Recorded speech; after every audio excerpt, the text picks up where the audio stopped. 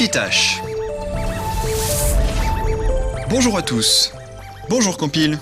Bonjour, mes données ont été traitées. Mais qu'est-ce que tu fais? Je fais du multitâche. Je fais 3 actions à la fois et ça va plus vite. Ah oui, c'est vrai que t'es plus moderne que t'en as l'air, toi. Oui, grand-père était monotâche, tu sais. Il ne pouvait faire qu'une seule chose à la fois. Ah, alors je t'arrête tout de suite. Être multitâche ne signifie pas forcément faire plusieurs choses à la fois.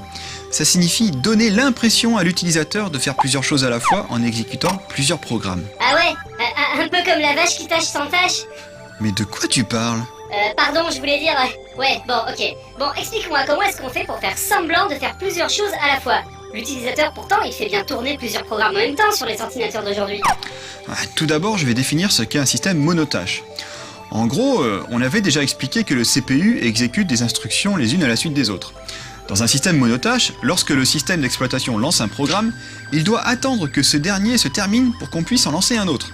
Autrement dit, pour lancer un logiciel de dessin alors qu'un traitement de texte est en train de tourner, je suis obligé de sauvegarder mon travail et de quitter le traitement de texte avant de pouvoir lancer le logiciel de dessin.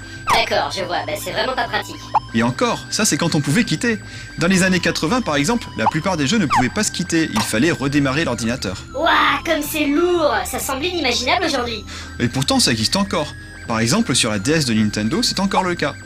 Donc en gros c'était fait comme ça, parce que c'est tout simplement la façon la plus simple de gérer l'exécution des programmes quand on a un CPU qui exécute les instructions d'un programme les unes à la suite des autres. Sans compter qu'avec la RAM misérable qu'il y avait sur les ordinateurs de l'époque, il n'y avait sûrement pas beaucoup de place pour mettre plusieurs programmes à la fois. Mon grand-père me disait même que lorsqu'il lançait un nouveau programme, ça écrasait complètement l'ancien programme en RAM.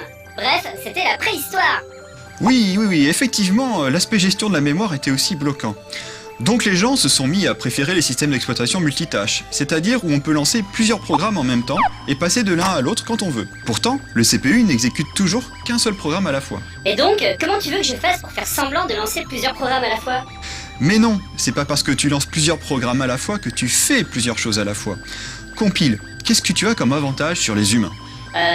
Je suis beau? Mais non, je parle du point de vue technique, patate. Ah, ça! Je suis beaucoup plus rapide, évidemment. Et oui, c'est grâce à ça que tu réussis à nous avoir. En réalité, voilà ce qui se passe. Le système d'exploitation va se débrouiller pour exécuter un petit bout de chaque programme pendant une période très courte, de l'ordre de la milliseconde.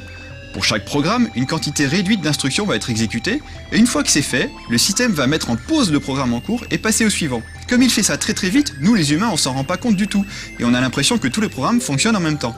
Quoi? C'est ça? Et ça suffit à vous berner? Alors vous les humains, vous êtes vraiment, mais... Après ça, il faut juste savoir qu'il y a deux types de multitâches. Le multitâche collaboratif et le multitâche préemptif. Dans le multitâche collaboratif, c'est le programme en cours qui décide quand il se met en pause pour passer au programme suivant. C'était le cas par exemple des systèmes comme macOS 9 ou Windows 3.1. Dans ce genre de multitâche, si un programme se bloque ou plante, ça peut bloquer ou planter tout le système. Ok, mais maintenant c'est qui décide quand je dois mettre un programme en pause pour passer à l'autre? Et bien maintenant, c'est le système d'exploitation qui force les programmes à se mettre en pause. C'est ça le multitâche préemptif. On l'a sur des systèmes comme Windows XP, macOS 10 ou sur les smartphones. Mais des vieilles machines comme l'Amiga avaient déjà un système multitâche préemptif. Je termine juste en disant que désormais, il y a plusieurs cœurs dans un CPU, c'est-à-dire que maintenant, on peut effectivement avoir plusieurs programmes qui tournent en parallèle. Mais ça ne change pas grand-chose, puisque sur une machine à 2 cœurs, par exemple, on peut toujours lancer des centaines de programmes en même temps. Les données ont été traitées. Sauvegarde en plus, on va avoir des machines. Je t'ai entendu, tu sais, j'ai un log.